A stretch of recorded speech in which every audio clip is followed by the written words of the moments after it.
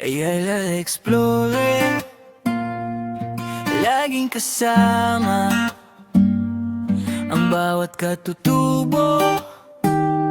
Sa hirap ginhawa, handang gumala sa taas ng bundok. Kapit sa pangarap, kapit sa tibok. Hey, Hello mga ka-explorer! This is your ultimate Ella Girl! Ella the Explorer! So ayun, magandang umaga sa inyong lahat, magandang tanghali or magandang hapon sa lahat na nanonood at sa ating lahat ng mga charity or solid charity viewers natin dyan all around the world. So ayun nga guys, I'm so happy. Sobrang saya ko kasi dumating na yung mga in-order namin na ipamimigay namin on Sunday. Which is, I'm really thankful. Thank you, Lord. Kasi at least nagagawa ko na siya ngayon. Actually, I've been doing this a lot of time na, ilang taon na rin. But this is the first time na, this is the first time na talagang yung parang napabongga. Yun ba yun? Yung kumbaga nagka-funds tayo ba na parang sinulit na lang natin. Binalik rin natin lahat-lahat sa, ayun nga, sa mga katutubo natin. Ganon. So, for ano lamang guys, hindi ito, hindi ako sumasahod sa YouTube. Wala. Wala. So, this is from my personal pocket, no? And I always do this since 2019 pa ata. Basta when I started going abroad.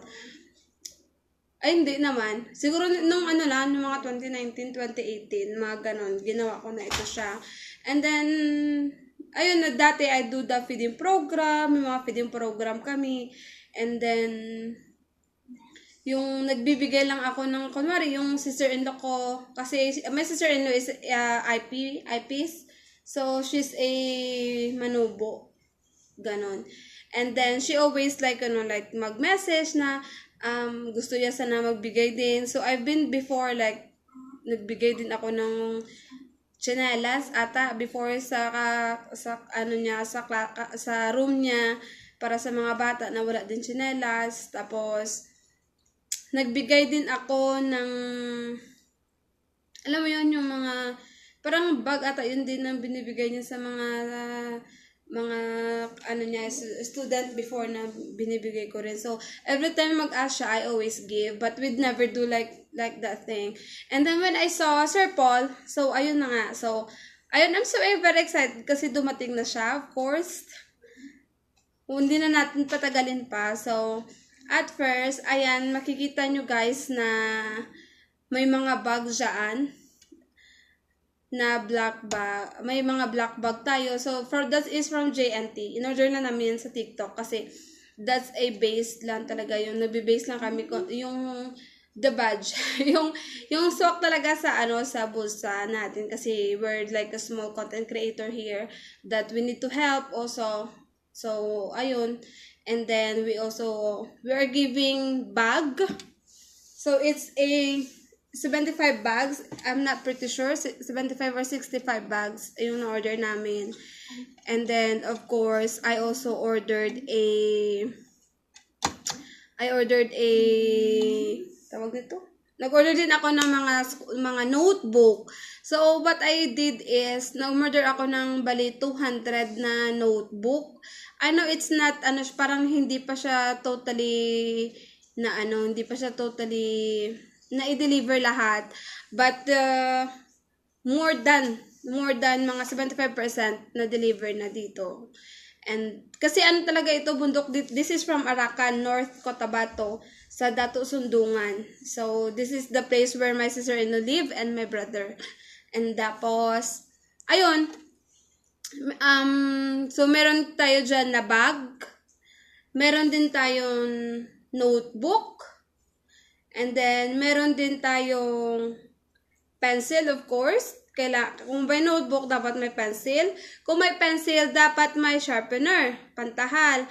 Tapos, pag may pantahal, may lapis, siyempre, hindi mawawala yung eraser. And then, we also have, pag may papel, may crayons. So, ayun, may crayons tayo na ipamimigay. And then, crayons, yun. Tapos bag. Papel, of course, may papel din tayo na ipamimigay. So, ay ito guys, ipapakita ko lang siya. It's just like, I'm so happy lang kasi na maipapakita ko na sa inyo at least a portion, 75% na pamimigay namin this Sunday. So, actually, sinend ko lang yung pera sa, sa sister-in-law ko. And then, I said like, kayo na bahala. Ganon, sabi ko na. Pero nung nag-order siya, of course, I do video call para at least alam ko lahat, nakatotal kami, yung ganon. So, ayun. So, sabi niya, in total, na-deliver naman daw yung una na in-order niya. Yung hindi pa deliver ngayon is yung last na in-order namin.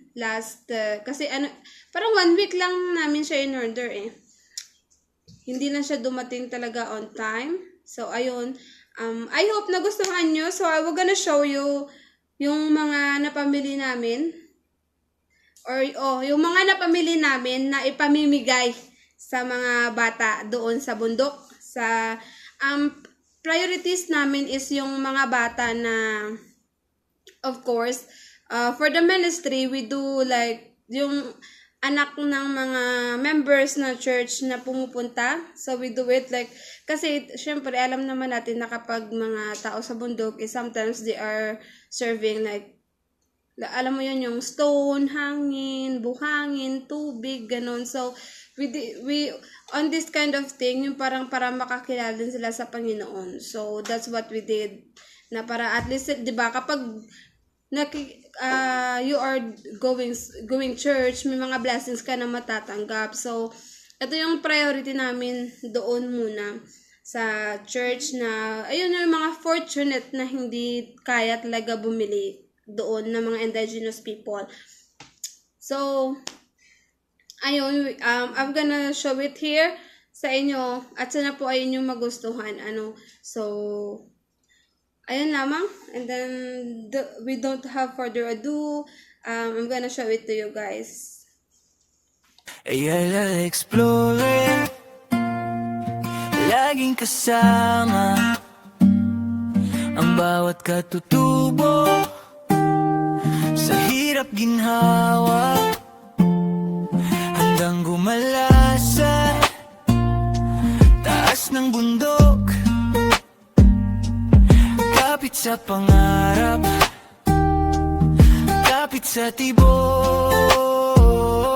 Hayada Explorer, handa kang tulungan bawat katutubong kailangang alayan. Sa bayan ng Arakan hanggang katusundungan, kahit saan panig ika'y maasahan. Hayada Explorer,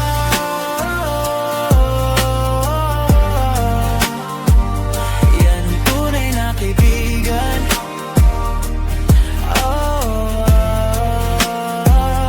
Sa lamig ng hangin, sa putik na daan, ikaw ang sandigan sa bawat kailangan.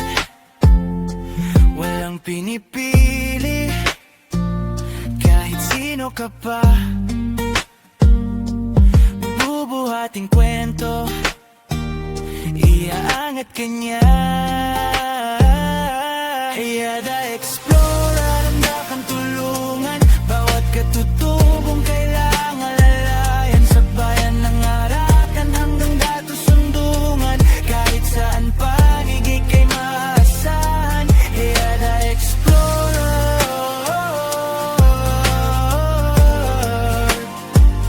yan ang tunay na kaibigan.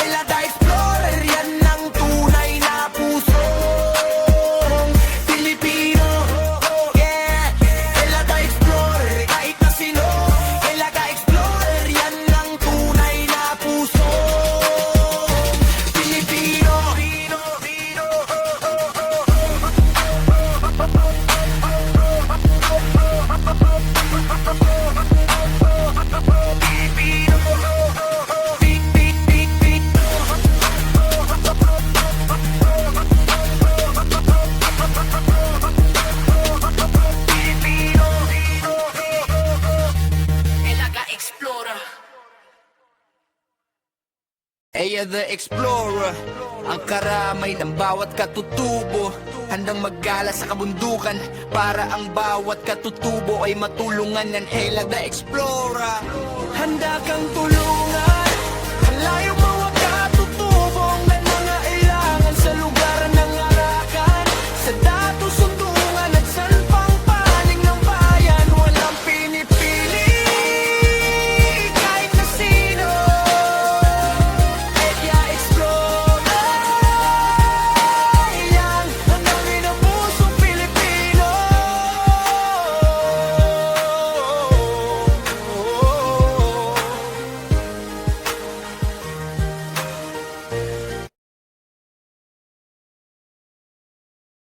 Eya the Explorer, laging kasama ang bawat katutubo, sa hirap ginhawa hanggang gumala sa taas ng bundok, kapit sa pangarap, kapit sa tibok. Eya the Explorer, handa kang tulungan bawat katutubong kailangang alayan, sa bayan ng arakan hanggang datos sundungan, kahit saan panig ika'y maasahan. Eya the Explorer,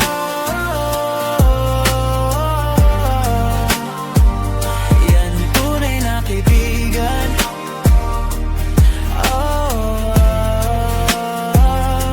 Sa lamig ng hangin, sa putik na daan,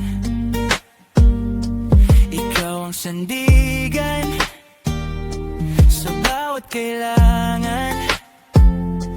Walang pinipili kahit sino ka pa, bubuhating kwento, iaangat ka niya. Eya the Explorer, handa kang tulungan bawat katutubong kailangan lalayan, sa bayan ng arakan hanggang datos sundungan, kahit saan panig ika'y maasahan. Eya the Explorer,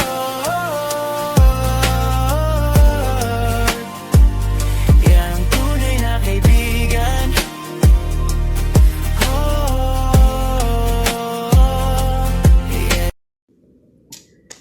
So, ayun na nga guys, yun na lahat-lahat yun. Hindi pa na, 75% pala yun na yun. Meron pa kaming bibilhin na, na sharpener na wala. Parang kulang pa yung sharpener doon. Yung ibang crayons is parating pa lang. Kasi ang in-order namin talaga 100 pieces each. And then, kasi kailangan talaga siya 100 pieces. And then, ayun.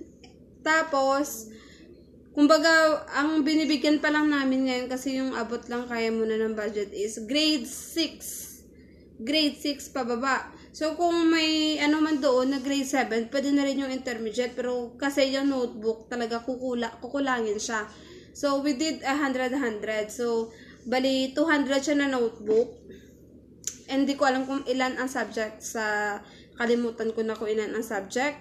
But the bag is 75. So, sabi ko, hati-hatiin na lang talaga yung notebook.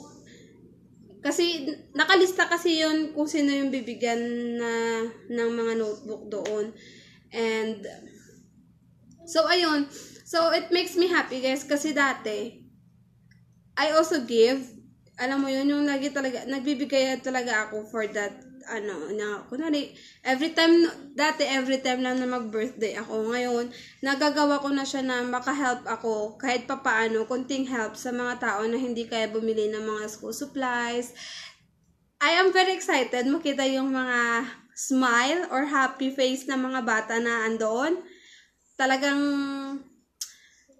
nakakasaya ng puso kapag feel ko sa akin na makita ko na one time makikita ko ng mga bata doon is yung busilak na puso, yung saya na pinapakita nila kapag nabibigyan ng mga school supplies, ganun. Nakakasaya kasi nga dati envelope lang yun, envelope lapis. at saka crayons. Yun pala, yun lang yun dati na ano ko, nakakaya kong ibigay. Tapos yung church noon that time, hindi pa siya katulad ng church ngayon, kumbaga wala siya dingding, ganun. Yung church kasi ngayon, at least kahit papaano, sa tulong ng Diyos, sa blessing na binibigay ng Panginoon araw-araw, kahit papaano, nagawa ng paraan, meron na siya yung mga dingding, ganun.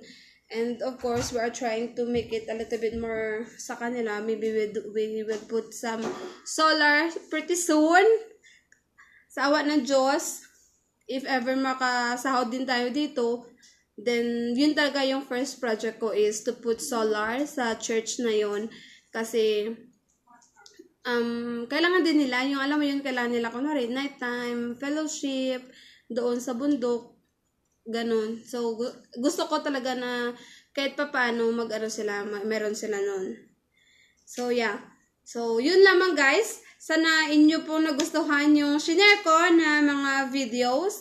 And then, sana patuloy po tayo na sumuporta, no, at sa mga charity vloggers, mga content creator na doing charity vlogs. And of course, ako talaga napapasalamat ako sa lahat na patuloy na sumusuporta sa channel ko. I know it's quite a little right now. Hindi ako masyado na hindi ako masyado nagpo-post right now kasi nga parang sabi ko ano ba yan, Lord, ganun kasi tapos sabi ko na no, kailangan ko gawin. It is because this is not like I'm doing this kasi nga ganun. I'm doing this kasi gusto ko makatulong doon sa bundok. So, gusto ko makatulong sa mga bata. Gusto ko rin may mapag-graduate ako kahit papaano na taga doon sa kanila. At kahit papaano matulungan sila na umunlad, kahit papaano na matulungan sa buhay. Alam mo yun, step by step sa mga anak nila while I am here sa abroad. Kung hindi man mag-click ang YouTube ko, at least I am here abroad working at nakakatulong din sa kanila ng mga bata doon. So, ayun lamang. Maraming salamat sa inyong lahat sa panunood at for ito nga dito sa paggawa sa mga ginagawa ko na sa pagsuporta sa mga ginagawa ko ngayon. So, I am very excited. So, I am very excited sa magaganap on Sunday sa gift giving or let's say the charity that we will do. So, magpapaluto din ako doon ng pansit kasi pansit yung sa kanila talaga ang gusto nila. So, magpapadala ako doon ng pang-pansit nila para at least man lang sa church may pansit sila doon. Kasi dalawang sitio yung pupuntahan namin. Doon sa Matalam, Matalam, and doon sa sitio Dato Sundungan sa may basta doon sa sa taas, sa Ginto, doon sa Ginto. So talaga yung tao doon sa Ginto, talagang bundok na talaga yun, sobrang bundok na talaga. So I will na-feature ko na rin dito dati ang sitio Arakan Dato Sundungan sa Ginto, no. So ayun. Thank you so much guys. God bless everyone. Thank you for watching at sa panonood ng video na ito. God bless everyone po. Bye! This is your Ella girl, Ella the Explorer. God bless guys.